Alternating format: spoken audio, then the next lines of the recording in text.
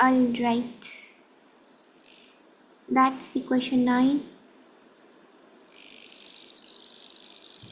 Okay, that's the question 9. Okay, I just mistakenly have moved this thing. I'm gonna move it a bit down to see. Yeah, okay, so this is your question number 9. In the graph, you must show all stages of your working. Solutions relying on the calculator technology are not acceptable. Figure 4 shows a sketch of the graph curve 1. So this is the C1, okay? And its equation is y equals to root of 2x. And the second thing, the graph C2, this is the C2 with an equation y equals to 12 minus root x. Part A, describe the fully single transformation that would transform the graph with y equals root of x onto the curve 1. Means that will transform y equals root x to y equals to the curve 1, okay? To the curve 1 is y equals to root of 2x. Alright, so we have to describe the transformation here. You know that y equals to root of x is a standard graph and we are moving from the parent to the transform curve, okay? So we need to work a little bit on that transform curve. Can I write it y equals, oh, I can't choose the color now. Oh, okay, it's okay, we can just write it with this. Alright, so y equals to, can you write this root of 2x as root of 2 times root of x? Yeah, yes, we can write it like that. We can separate them, the roots, multiplication of roots. Okay, so now you notice the original curve was y equals root of x, and now you're having another thing, something getting multiplied with the original curve, with the whole y, okay? Something getting multiplied with the whole y. So you know that if something gets multiplied with the curve y, you are not getting a change in x, you are getting a change in y here, okay? So whenever you get a change in y, you get multiplied, you get the whole y function multiplied with something. So that is basically gonna be the stretch, you know, the vertical stretch or a stretch in the y-axis, okay, by the scale factor of root 2. Yeah. So part A is gonna be stretch in y-axis or vertical axis by scale factor of root 2. This can be done by another method as well, since you know, let's see that one. Since you know that y is equals to root of x, you have to transform it to y is equals to root of 2x now. So okay, you can take this curve as root of, now you can take it, this curve as a change in x now, okay? You can consider it a change in x.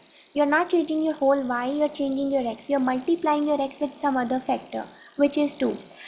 So when you multiply your x with something, it means that you are making a stretch in the horizontal axis now, means the x-axis. You are making a stretch in the horizontal axis. But you have to take the opposite of that thing. Like if you're multiplying by something, in writing the transformation, you will take its opposite, okay? So you will now write stretch in horizontal axis or x-axis by the scale factor of, we will take the reciprocal of that number. In multiplication, you will take the reciprocal. If it is multiplying by 2, you will write the scale factor of 1 by 2, okay? And if you would have been multiplying it by 1 by 2, then in the scaling factor, you would have written stretch in x-axis by the scale factor of 2, okay? We always reverse the x while writing the transformation, okay? So yeah, both of them would be fine.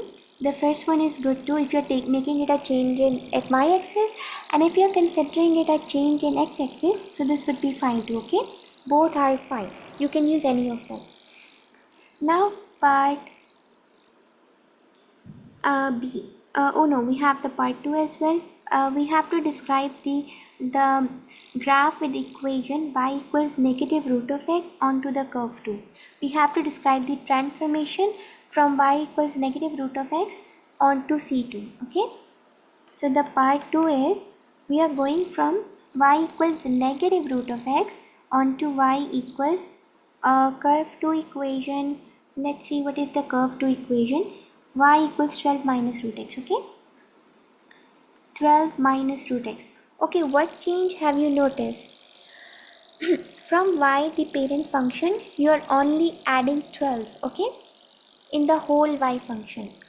Okay, remember, when you add something in the whole y curve, that is called the translation. Okay, and when you multiply or divide by something, you call that stretch. We already discussed that above. Here you are adding something in y or x, so that thing will be called translation. So how would you describe the translation? But this translation is in y, not in x. You're not writing it as negative root 12 plus x. If you would have written it like this is the translation in x-axis now. But no, we are making a change into our whole y. This is our y, we are adding 12 in it. So this is a translation in y-axis, okay?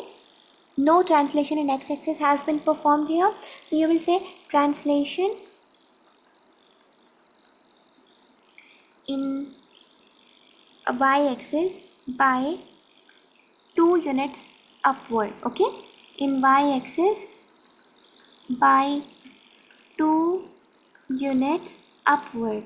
12 units upward. Okay, it's 12 units. You are adding 12. It means, okay, if you are adding 12 means you are going upward by 12 units.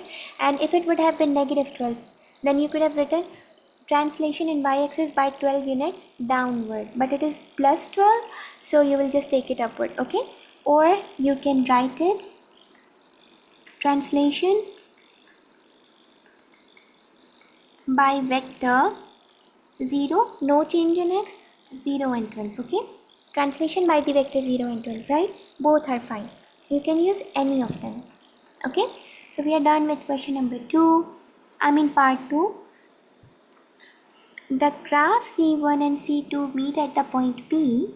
So the C1 and C2 are meeting at the point P in the figure 4. As you can see, they both are meeting at the point P here, okay? Which is the point of intersection for C1 and C2. So what you will do, part B, is show that x coordinate of the P is the solution of root x is equals to 12 times root of 2 minus 1. First of all, we are talking about the point of intersection P, which shows that you can put the y's of both of them equal to each other, okay? So we now do the part B, and we're talking about the point of intersection, so we can put both of the curve equations equal. C2 equals to C1 equals to C2. So your C1 equation is y equals root of 2x and C2 is 12 minus root x. Okay, so you can put root of 2x equals to 12 minus root x. Okay, what we can do, we need to simplify it now to find the x. So we can take square both sides. Okay, so this square root is gone with the 2, so you just got 2x here. Apply the a plus b whole square formula, which is a square plus 2ab plus b square, yeah? So that is my 12 is your a and root of x is your b. So you open up that now. I'm gonna do it in the next page. So you will get 2x is equals to, now how to open up the square of a binomial? A square, which is 12 square minus 2 times ab. So 12 times root x plus b square, which is root of x whole square. Okay, now we can simplify it. 2x is equals to square of 12 will be 144 minus 2 times 12 is 24 root of x plus square root, and 2 is gone, so it's just x. Okay, 2x, bring down this x here, that becomes minus x, so 2x minus x will be just x, is equals to 144 minus 24 root of x. Okay, we can simplify it also, that becomes x, bring down this minus 24 root x here, that makes it plus 24 root of x, minus 144 is equals to 0. Okay,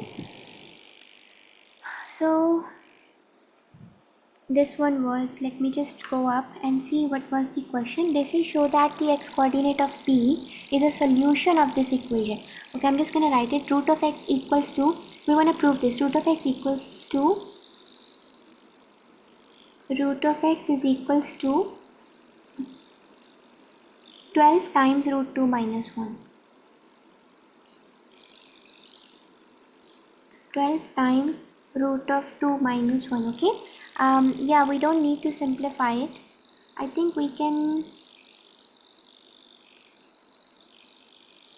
yeah, I think it is required that we, let me just check again if I'm not writing. Root of 12 times root of 2 minus 1. Okay, no, that's fine. So now we can write it. Okay, we have to simplify it now. Okay, we just bring down this minus 24 root of x here, so that becomes x plus 24 root of x and minus 144 equals to 0. Okay, we have to simplify it because we are not getting this shape yet. Okay, okay, we are gonna make a substitution and make it like quadratic. See, if you put root of x is equals to y, then what will be the square of y? When you square both sides, you will just get x. Okay, so now we can replace the values in it. Instead of x, you can write y squared plus 24, and instead of root of x, you can write y minus 144 equals to 0, right? It's a quadratic now, you can factorize it. We have made a substitution here to simplify it. Okay, this is by substitution. We can factorize it. If you think factorization is hard, you can apply the quadratic formula, but I think factorization would be better, so no, factorization won't work here. Let's apply the quadratic formula. Okay, so your a is 1, y square coefficient is 1, b is 24, c is minus 144. Okay, we're gonna substitute that in quadratic formula. So y will be minus b plus minus root b square minus 4ac over 2a. Okay, this is the quadratic formula. Minus b, so minus 24 plus minus root b squared means 24 squared minus 4 times 1 times minus 144. Okay, over 2 times a is 1, right? So this is the y. You can now, you don't have to solve it step by step, you just insert the whole thing in the calculator, or I mean just solve the root first. Minus 24 plus minus, that gives you root 24 squared minus 4 times 1 times minus 144. Okay, bracket close, that gives you 24 root. Okay, and over 2 times 1 is 2. You can see, you can take 2 common from the top because you have 2 in the denominator, so you can cut it out. So taking 2 common from the top will get you minus 12 plus minus 12 root 2. Okay, over 2. So this 2 and 2 is gone. Your y will now be minus 12 plus minus 12 root 2. Okay, replace y with your x now. Your y was root x. Your y was root x. So root of x is equals to minus 12 plus 12 root 2, and other value is root of x is equals to minus 12 minus 12 root 2. Okay, these are plus minus, but you notice one thing, if we go, we can take two x values since the point of intersection is just 1, so we have to go up and check. Yeah, you see that point P is lying in the positive x-axis, so we have to ignore the negative x value. So we will not take this x value. Okay, we don't need the negative one, we can remove it. So this is the value we have got, but we can now simplify it. Okay, root x is equals to what if you take 12 common from both of them? So you take 12 common, you get negative 1 here plus root 2. Okay, and then you can write 12 times root 2 first and then negative 1. Okay, that is your root x, and this is the thing you wanted to prove. You wanted to prove, let me go up, show that the x coordinate of the point P is a solution of this equation, and yes, you have already proved that. So you found, you put both of the curves equal to each other and you got a quadratic, I mean something like an equation in the form of root x plus 24 root x minus 144. We have to find the x from here, so we make a substitution for y and then that became a quadratic. We solved the quadratic, got the root x values because our y was root of x. Okay, so these are the two values we have got. We have to ignore the negative one and we prove the given thing above. Okay, done with the part P1 part, and now we have the second part as well.